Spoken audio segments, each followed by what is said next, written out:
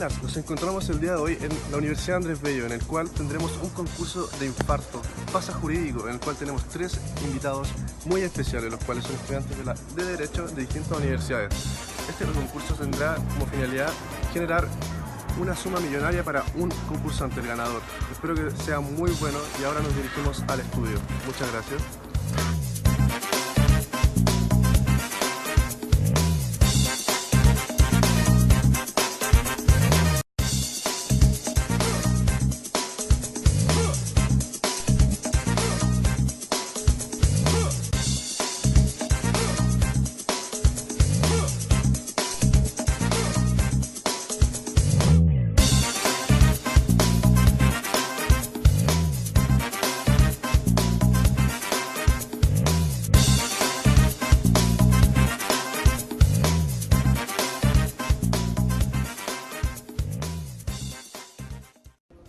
Ok, ahora para comenzar con la explicación del juego, ¿en qué consta esto? Ok, esta va a ser una ronda donde cada participante tendrá una pregunta.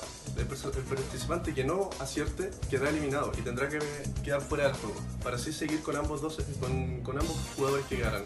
Para así al final del juego lograr llevarse este monto millonario de plata.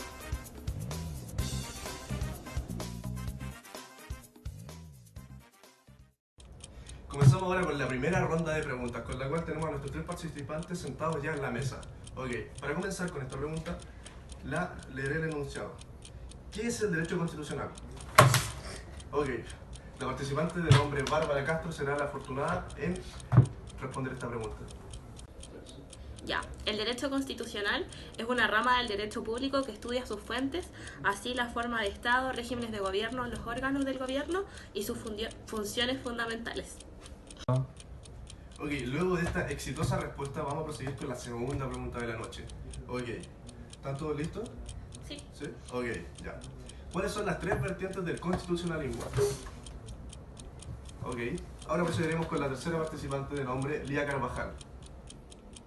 Bueno, las 3 vertientes del constitucionalismo son la norteamericana, la inglesa y la francesa. Respuesta correcta, pero para eso tenemos que hacer hincapié en cada uno de los constitucionalismos. ¿Para qué? Ok, tenemos que explicar que el constitucionalismo inglés es una constitución no formal, flexible o no sistematizada, en la cual la Carta Magna de 1212 o las Acts and Laws son más modernas. Ok, y también tenemos que hacer hincapié en el Common Law. Ok, Ok, ahora para explicar el constitucionalismo norteamericano tenemos que tener en cuenta que reconoce los derechos individuales y la idea de soberanía popular, distingue entre el poder constitucional y el constituido. Y para eso hay que entender los primeros 3 hitos importantes del constitucionalismo norteamericano, el cual sería el caso Marbury and Madison, versus Madison, disculpen, la Constitución y la Declaración de Independencia. Ok, y para terminar con la respuesta de esta pregunta, vamos a hablar del constitucionalismo francés, disculpen. Bueno, hay que tener en consideración que esto comienza con la Revolución Francesa de 1789, donde se recoge la teoría de la separación de los poderes, pero solamente escrita en papel. Existe una primacía del poder legislativo y con eso podríamos dar por finalizada esta pregunta. Respuesta correcta. Por ende, vamos a seguir con la siguiente pregunta. Ok, ¿están todos listos? Sí. ¿Sí? ¿Sí? Ok. Pregunta número 3. ¿Qué es el neoconstitucionalismo? Bien. El neoconstitucionalismo es una forma de entender la Constitución como derecho vigente. Y establece la Constitución como una norma suprema. Además de ser una norma suprema, es custodiada por un mecanismo de control constitucional de leyes. Por regla general, esta función es encargada a órganos especiales denominados tribunales o cortes constitucionales.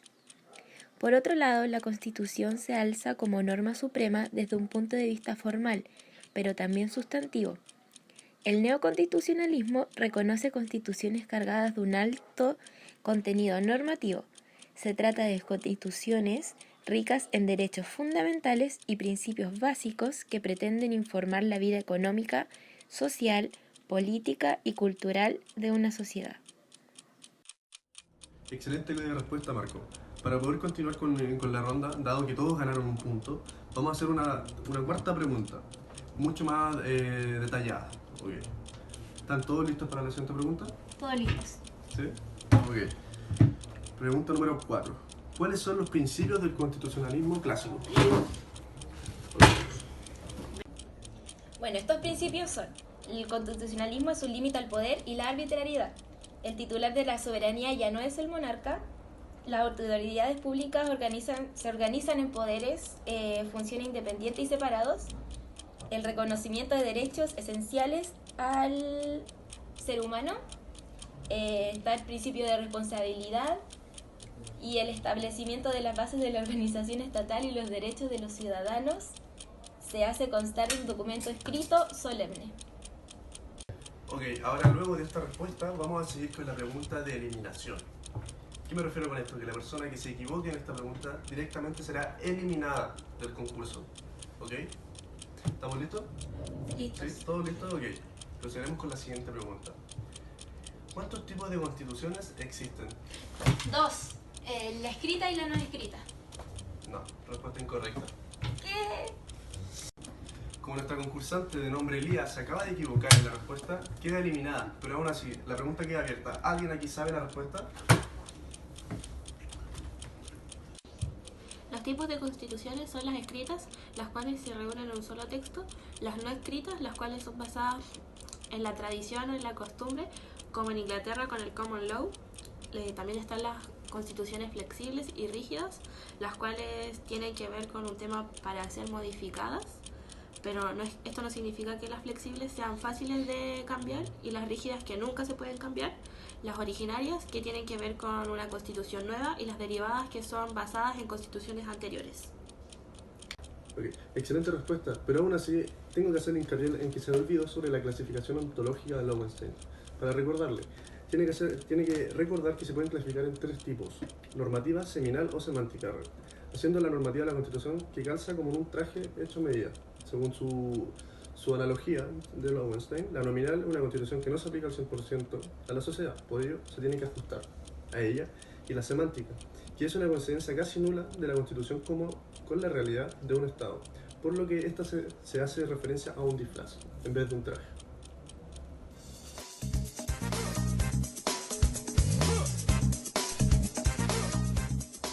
Ok, comenzamos con la ronda final. Aquí estamos con los 2 participantes que han llegado hasta el final. Podemos recordar a Lía Carvajal, la cual perdió humillantemente en la última pregunta.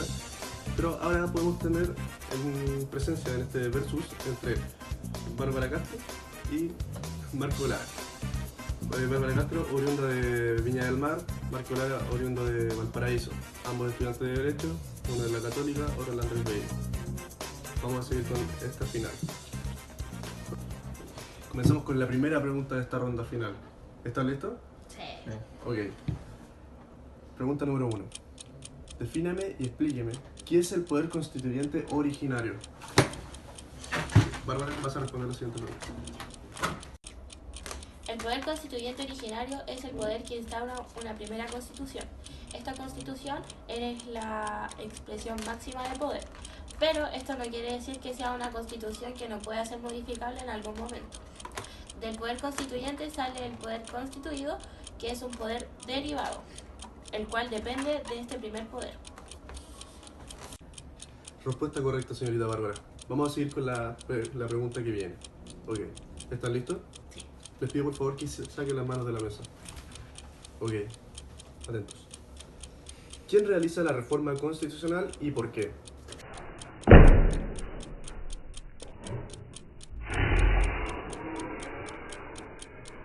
Luego de estos pequeños problemas técnicos, vamos a proceder con la pregunta. ¿Estás seguro de lo que vas a responder? No, pero me la voy a jugar igual. Ok. Bueno, la reforma constitucional, algunas doctrinas hablan del poder constituyente derivado, que es un poder intermedio entre el poder constituyente originario y los poderes constituidos. ¿Y por qué? Porque es un poder intermedio porque, por un lado, este poder de reforma tiene la competencia de modificar la Constitución, pero para hacerlo debe respetar los procedimientos establecidos en la propia Constitución. Gracias. Ok, respuesta correcta, señor Marco. Vamos a seguir con la siguiente pregunta. ¿Estás listo? ¿Están listos para escuchar esto? Esto puede ser todo o nada. ¿Están listos? Sí. ¿Sí? Ok. Pregunta número 4. ¿Puede el poder constituyente derivado refundar el Estado?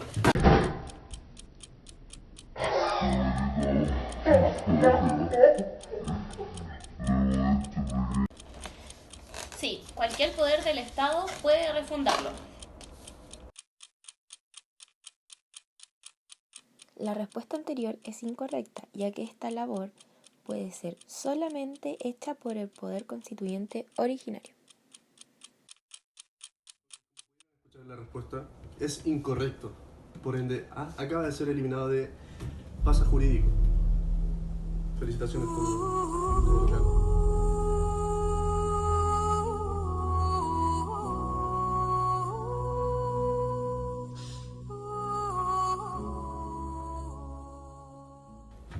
Marco Lara. Última pregunta. ¿Todo o nada? ¿Estás preparado? No mucho, pero ya estamos acá, así que vamos con todo, ¿no? Éxito. Pregunta última. Dime, ¿qué es la Constitución chilena y su reforma constitucional? La Constitución chilena es una constitución derivada y escrita y que creo que contiene dos partes. Una parte dogmática, donde se sientan las bases de la institucionalidad hasta el artículo 5 de la Constitución. El preámbulo, que incluye los antecedentes y las razones por las cuales el poder constituyente establece la Constitución, y los proyectos de la reforma constitucional se pueden iniciar por dos vías, vía mensaje presidencial y vía moción parlamentaria, pero creo que en esta última se deberían respetar las limitaciones indicadas en el artículo 65, o sea que las mociones no podían ser firmadas por más de 10 diputados ni menos de 5 senadores. ¿Estás seguro de lo que dijiste, Marco Lara? Es lo que recuerdo. 100% seguro. No, pero... ¿Por qué déjame decirte? ¡Que es la respuesta correcta!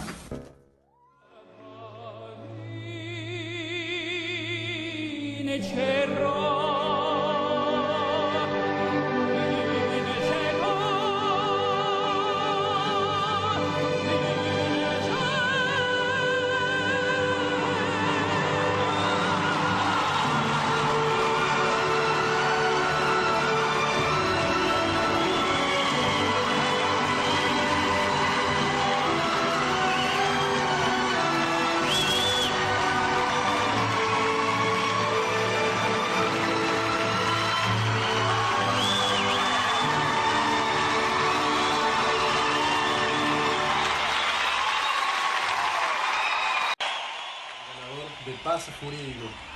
¿Cómo te encuentras tú, Marco Lara? Estoy nervioso, emocionado, pero contento, muy contento. ¿Hay alguien a quien le quieras dedicar esto o quieras agradecerle tu triunfo? A mi familia por apoyarme en haber estudiado Derecho y haberme metido a la Universidad del Bello, y más que nada de agradecerle a mi profesor de Teoría de la Constitución, al profesor Jorge Astudillo, por haberme enseñado y en base a él también haberme ayudado a ganar este premio. Excelente respuesta. ¿Qué ahora se doy una